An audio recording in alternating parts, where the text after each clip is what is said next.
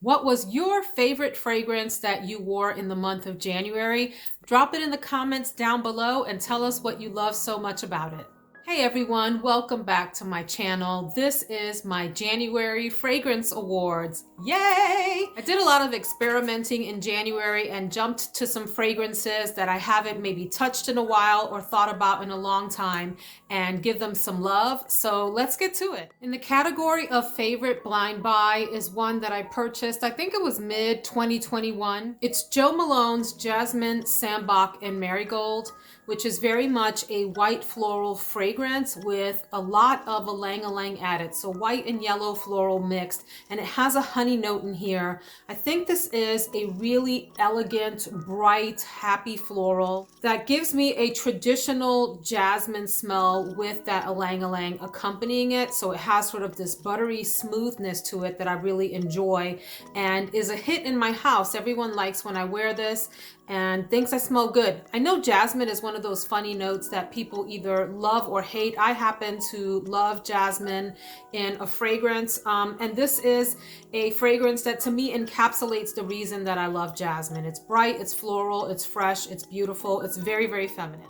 In the category of best bottle, there's no competition really in the January round. It is Her Highness Black from Afnan. Take a look at the bottle. It's super duper heavy. It weighs at least 486 pounds in my hand and comes in gorgeous packaging too, if that matters to you. This fragrance here is a classic white floral with some hints of pepper. There's tuberose and jasmine in it. There's supposed to be some fruit at the top, like a plum and some other kinds of notes like that. I can't say that I get a whole lot of fruitiness out of it, maybe a touch. For the most part, this is a beautiful, sophisticated white floral fragrance, maybe more on the mature side, and was pretty long lasting on the day I wore it. I think it took me into the afternoon at least and sort of got softer in the evening hours. But a beautiful fragrance. If you like traditional white floral fragrances, this is definitely a winner, and it kicks it up a notch with some pepper. In the category of worst bottle, but certainly not worst smell, because gosh, this is such a gorgeous fragrance, I have Orientica Royal Amber. It is like a very gaudy faux metallic cage on top of this bottle. I mean, this is like gaudy to the extreme. It's gaudily beautiful or beautifully gaudy, either one. And this is, it's a woody, musky fragrance with a lot of fruity notes and some hints of green notes at the top. I think there's bergamot in here and then some fruity notes in the middle, and they last throughout the life of the fragrance. It also, although there aren't any florals listed in the note pyramid, it comes across a little bit like it has some white florals in it as well. I do think the fragrance in here is incredibly beautiful and sophisticated, fresh, womanly, a more mature fragrance like some of the others that I mentioned earlier in the video. It's also musky, and I bet that this is a dupe for something, and I'm gonna be really embarrassed when I learn what it's a dupe for because it's such a familiar smell. I can't quite put my finger on it. It's something like in the neighborhood of like Herba Pura, except with a heavier woodiness to it and muskiness to it. Kind of in that family, like if you mixed Herba Pura with Tibet from Tiziana Terenzi, something in that range. Really gorgeous fragrance, but ew, the bottle, ugh. In the category of sexiest fragrance is none other than one that I loved from the first time that I sniffed it. It's Dolce & Gabbana, the Only One Intense. What a beautiful, creamy, sweet, vanillic, jasmine. I think there's orange blossom in here. There's a coconut note, neroli. So it has a little bit of citrus, but it's mostly like that white, floral, sweet, coconutty fragrance. It's deep and it's sexy and it's sensual. I'd wear this any time of day, but it's probably most appropriate for like if you wanted to categorize fragrances that way, an evening kind of affair. I could see this being like your tropical dinner, fancy, you know, resort dinner kind of fragrance. Tropical dinner. How many times did I say dinner there? But yeah, it's in that vein. It's a very sultry, smooth, creamy fragrance. About the word creamy, I'm in a couple of Facebook fragrance groups. I don't comment a lot in there here. I just kind of lurk and hear people's thoughts on things. But someone mentioned that the word creamy kind of skeeves them out when they watch reviewers, which I think is funny. I appreciate the word because it lets me know about what I consider to be the texture of a fragrance. And to me, even though you're not touching fragrances for their texture, they have a texture of smell. It's hard to describe that, but some are like light and airy, others are deep and sultry, some are creamy, some are milky, some are ambery, some are something else, resinous, thick, viscous. There's another interesting word, viscous. Anywho, do you get creeped out by the word creamy in descriptions? The word that creeps me out is moist. That word, I don't know what it is about the word moist that just freaks me out. Moving along. For best everyday fragrances, and these are perfumes that you can put on with your white t-shirt and jeans and go run errands or whatever. You know, you can wear them all day long. I always use the grocery supermarket type of thing, right? Throw on your hoodie, spray, spray, spray, and smell really good in the produce aisle. Maybe make a friend. I have two. The first is Bvlgari's Mon Jasmin Noir Exquise. The bottle kind of gives you an idea of what this smells like. It's clear with this really light green fluid. There's jasmine, but there's also a tea note in here, and there's a slight hint of musk. It's a very light fragrance. Yeah, it's so like light, watery, and airy. The notes on Fragrantica don't really give you a sense of what this smells like. To me, it's a very watery, light jasmine with a hint of citrus and a little bit of that musk and some tea surrounding the whole thing. Light and fresh, great for every day. The second one is one that I wish I had purchased a larger bottle of because I really like it. And it is Good Girl. This is the Légère version. This is a lighter version of the original Good Girl, and one that is really easily wearable across age group, across occasions, but definitely a nice daytime, like office friendly fragrance. It's a little bit milky, and it's sweet, and it also is spicy. There's some tonka bean, there's cinnamon, there's some florals in here.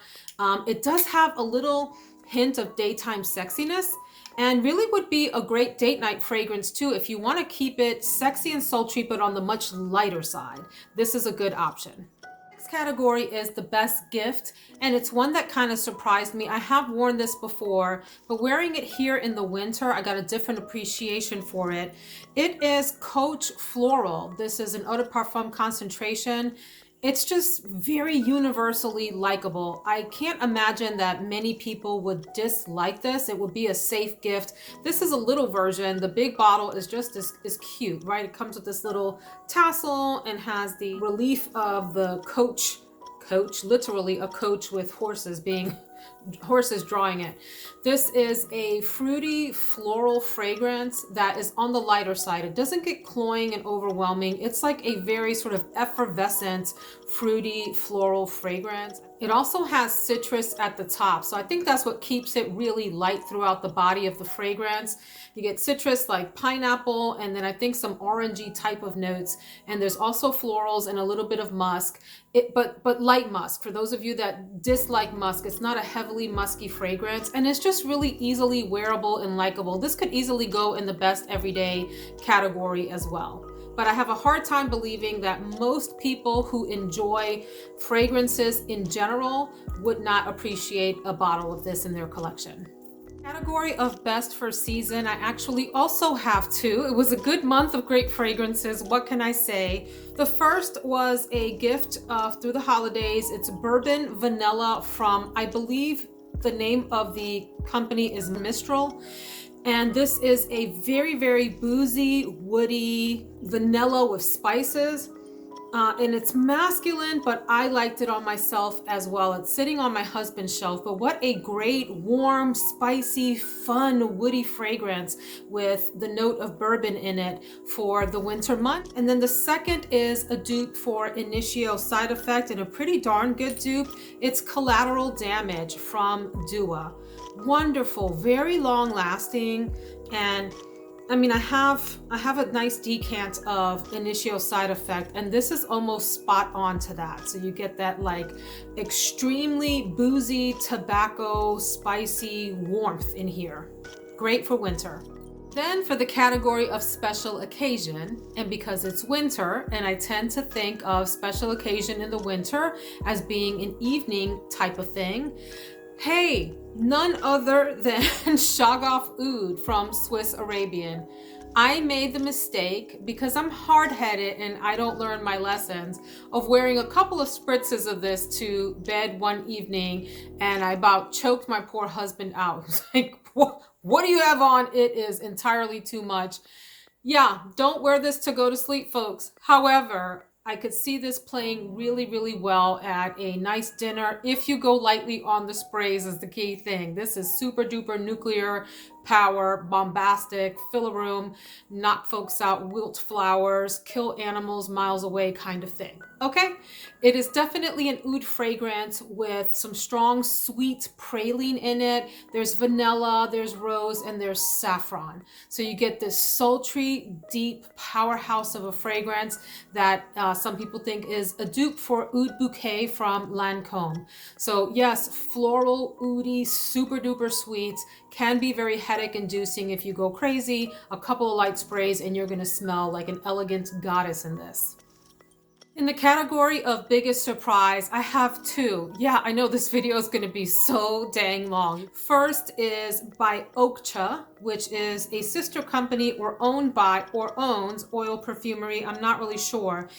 And the fragrance is Moira or Moira. I'm not sure how to say that. When I think of Moira, I think of Moira from Schitt's Creek. Jocelyn. I have a great association with the name because of that. But this is inspired by Parfums de Herrera. So it's a beautiful tobacco, warm, spicy fragrance. Another one that's really great for the season and wore so well on me. I really enjoyed this. It was a hit in my house. And second is an original from Alexandria Fragrances, which does mostly inspired by fragrances, but this is one of theirs. It's Cacao Dreams Privé, and the notes listed here are almond, vanilla, and sweet. So this is a very sweet, heavily gourmand fragrance that is long-lasting, sultry. It gives you this gourmand cocoon around you, projects, but also is not overly obnoxious. It's just a really sweet, smells a little chocolatey to me fragrance, maybe a little spicy, but definitely warm and cloud-like. There's something so sweet and comforting about this. It's not light and marshmallowy. It has more depth and what's that word? Substance? Texture than maybe some of your marshmallow kinds of fragrances, but definitely chocolatey, sweet, smells like you're baking something with chocolate in it, like a cake almost, and also has just a spiciness to it that's very light. So wonderful, great find. I was really surprised by both this one and the Oakcha one. In the category of fragrances that are not safe to blind buy, this is inspired by Oud Ispahan from Dior, but it's by Alexandria Fragrances and it's called Oriental Leather. Yeah, this, and I have sampled Oud Ispahan. They're very close. Hard to tell the difference between the two. So if you're thinking about Oud Ispahan, listen to this review.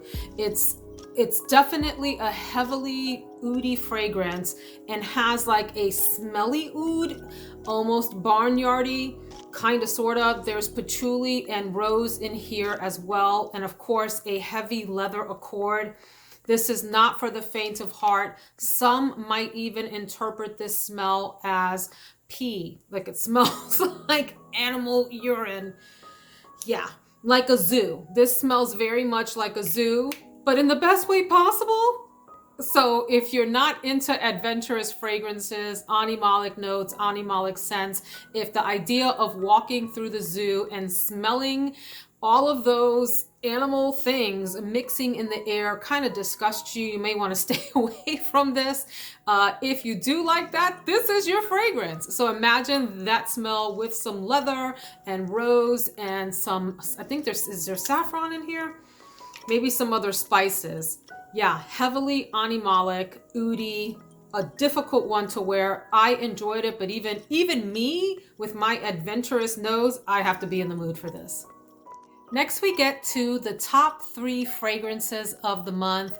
2 of these will not be a surprise to you because I talk about them all the time. And the third one is one that I wore for the first time fully in January. So we have one of my top 10s, Chinatown from Bond Number 9, which, as you know, is a spicy cardamom, to me, centered fragrance with white florals like tuberose and some beautiful woody notes. I think this is a gorgeous fragrance and no one can tell me anything about it. I love it. Next, I have to tell you a bit of an embarrassing story. So I have some super lovely friends that I have met here through YouTube, and we communicate outside of YouTube. We exchange decants and gifts and chat about fragrances and life and whatever. And one of those lovely friends is Yulia from ScentSiblings.ca. And she was so kind to knit for me this beautiful shawl that sits, you know, like this over your shoulders and just gorgeous. Anyway, thank you so much, Yulia, again. Wonderful handmade gift. But I take it out of the box and I'm like, this smells so wonderful. My husband's smelling it and we're like, man, that is such a lovely smell. And I kept thinking, it smells so familiar. What is that smell? We've smelt it before somewhere. Someone has worn that. And when I reached out to Yulia, she informed me that it's my wedding scent. Hello, Veronica. How are you a fragrance reviewer and don't even recognize your own wedding scent, a fragrance that I have worn numerous times, gone through several bottles of? How embarrassing was that? Alien, a beautiful, to me, again, if you don't like jasmine, you're not gonna like this. It's a jasmine fragrance with amber and woody notes, and there's ambergris in here as well. It's sweet and a little bit salty at the same time. We all know Alien, some of us hate her, and I love her, and let's go on. Then is a new little gem to my collection that's in the top 3, and it is Istanbul from Gallivant. Wow, this is a fragrance that I liked when I sampled it. I liked it when I first got it, but I had to wear it for a whole day and wear it on skin to really appreciate how beautiful this is. It has vanilla and tonka bean and amber and some spices in it like cardamom. There's thyme, if I'm not mistaken, and I believe some lavender and some floral notes. But it is just a sweet, comforting, spicy, beautiful winter fragrance. Could have easily been best for the season. And the amber in here really gets amped up along with that tonka bean on your skin. So it's like this sweet, slightly spicy, not super spicy, but just spicy enough to make it interesting fragrance that it's luminous. That's the word that comes to mind. The amber and the tonka in here. You don't think of tonka bean as luminous, but that's the word that comes to mind for how this fragrance behaves on my skin. Then I have like a middle category that I have called like middle performers or the meh category. It's really hard this month because I enjoyed all of the fragrances that I tried, but for the sake of the video, I'm putting 3 in a category that's sort of a step right below that top 3 because these are all really pretty. And if you wanted to purchase them, I would say go ahead because I think you'd probably like them a lot. The first is from Katy Perry and it's Indi Visible. What a cute bottle with the raised letters here and so forth. This to me comes across like a younger sister, a little bit lighter than the Only One in Tens from Dolce & Gabbana. It's got coconut and some boozy notes and musk. There's even sandalwood in here. I sprayed a little bit here. It's a sweet, comforting, very nice fragrance. Would make a great sweater weather kind of fragrance. The reason I have it in the middle category is because the longevity and the projection are so-so. Like it's moderate. Nothing wrong with that. It's a great fragrance. And listen, for the price, you can get this well under $20. I say go for it, but not the most top performing fragrance. Then I have Coconut Fizz from Guerlain's Aqua Allegoria line, which is a fragrance I really like a lot. It's very sort of bubbly, effervescent. It gives me spa vibes. There is some coconut in here, but what really shines in here are some white florals that combine to give the sense of a spa, right? You walk into a spa, you get that nice, fresh maybe even aromatic kind of smell. The only reason I have it in this middle category, it's very long performing. This stays on my skin for a while and projects for a while, is because the fizziness of this, if that's something that you can like imagine, the way a fragrance feels as you smell it. I know that sounds weird, but the fizziness of this, it's called coconut fizz, can actually be a little bit irritating over time if you're not in the mood for it. That's all. When I am in the mood for this, this is such a great, clean, fun fragrance to wear.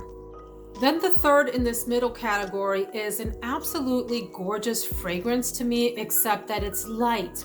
It's very, very soft on the skin. So if you're the kind of person that wants a very inoffensive fragrance to wear in an environment where you're concerned about other people getting offended by your smell, this would be a really great choice for you. It's Simone Kozak is how I think you say the name, and the fragrance is called Sublime. This is a beautiful, ozonic, really light, musky, powdery, floral fragrance. It's gardenia forward. There is jasmine in here, and there's violet, which gives it like that lipstick makeup-y kind of feel to it. But it's light, it's ethereal on you. It feels like you're in a cloud of a very light, beautiful, makeup-y floral, but it's light. So just keep that in mind. For the bottom fragrances of the month, this is tough this month because I really enjoyed all of the fragrances I wore. There wasn't one that was a stinker, with the exception of the Oud Ispahan, inspired by If You Think It Stinks. I don't. But so this is just in comparison to the others. Keep that in mind if I had to rank them, because I still like both of these very, very much. Coco, this is the Eau de Toilette concentration. I have the Eau de Parfum, which I enjoy. This fragrance here is one that I really like. You have to be in the mood for it. It's a very, very, very spicy floral fragrance. It has a very, to me, vintagey smell, almost leaning animalic. There's cloves, there's amber, there's civet, which some people don't get along with as an animalic note. There's a little bit of leatheriness in here.